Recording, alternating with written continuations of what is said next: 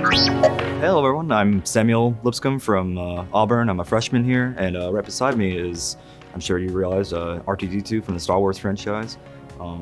This little guy is fully 3D printed, full-scale replica made by one of the teachers out in the Lee County school system.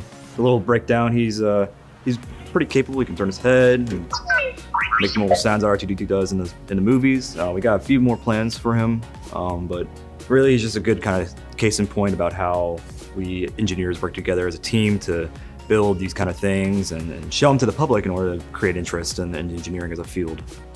Now let's open it up and take a look inside, and I'll explain some of the components. So it looks a little bit complex on the inside, but in actuality, he's only made up of a few key components that drive the system. Right here we have the main motor controller. From here, it receives power from the 12-volt DC battery. We have this battery pack down here, which powers the Arduino, which acts as the brain of R2-D2. From an Arduino, we have a receiver. And using this Xbox 360 controller, we can control his movements via the receiver, which inputs into the Arduino. And then the saber tooth acts as a mediator. So we also have the speaker over here, which you use to make his sounds. In the code, we actually have several tracks that are programmed to just play randomly at random time intervals and upon button presses, but that's pretty much it for the insides. I'll just show off some of the things you can do real quick.